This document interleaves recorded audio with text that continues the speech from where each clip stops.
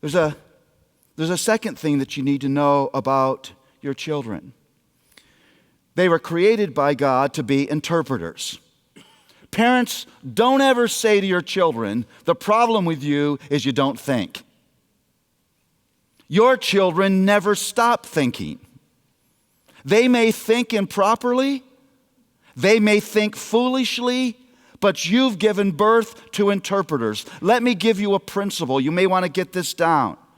Human beings made in the image of God, do not live life based on the facts of their experience.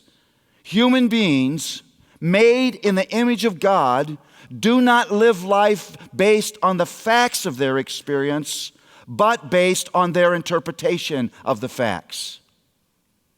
Human beings made in the image of God do not live life based on the facts of their experience, but rather on their interpretation of the facts. You've given birth to a little human being who is incessantly going to interpret the world around him. And your words and behavior are always the byproduct of the way you've interpreted the situation that you're in.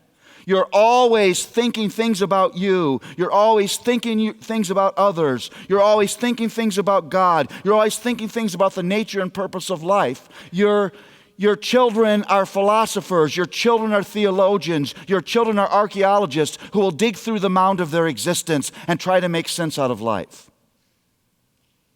If you pay attention, you can see that very young. Today I drove into Atlanta and had lunch with my youngest son and his girlfriend. Darnay is 24 years old, and he's a sports broadcaster. He's in Macon. And when Darnay was 3 years old, he knew that his daddy had a doctor in front of his name. And he knew that I saw people for appointments.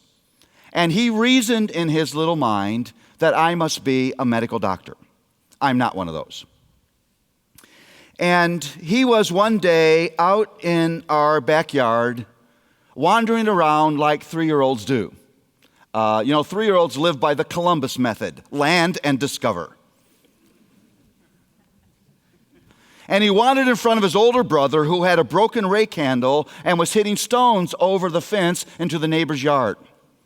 I always ask him to do that before I mowed. That's a joke for you overly serious people in the room. And Ethan took this great big mighty swing just as Darnay walked in front of him. He hit him full swing in the forehead, knocked him down to the ground. His head split open. He began to bleed profusely. Well, I knew something had happened because older sister was responding as the familial siren. She just started to scream. And you know how you can hear the siren go by your house? It sounded like she was running laps around the yard because her voice would get distant and near. Daddy, daddy, daddy, daddy, daddy, daddy, daddy, daddy, daddy, daddy, daddy, daddy, daddy, daddy. I ran to the backyard, and Ethan, the perpetrator of the crime, is now carrying his bleeding brother, and he's pleading his legal case. Daddy, am I in trouble? How much trouble am I in, Daddy? I yelled for him to put Darnay down on the floor. I called for paper towels. Nicole is now running laps around the kitchen screaming. Ethan now is plea bargaining. I'll never go in the backyard again. I'll never pick up a rake handle again. I'll never hit stones again. Daddy, how much trouble am I in?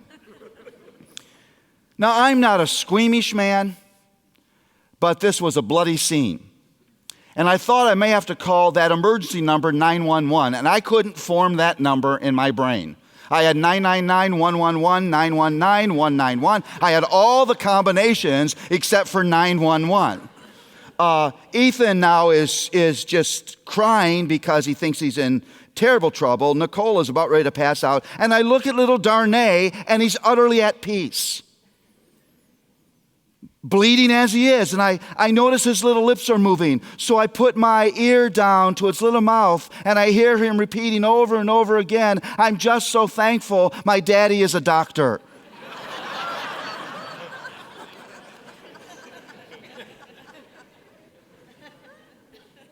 Poor deluded boy.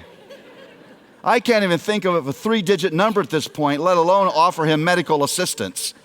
You see what he's doing? He's not responding to the facts, but to his particular interpretation of the facts. He's way more comfortable than he ought to be.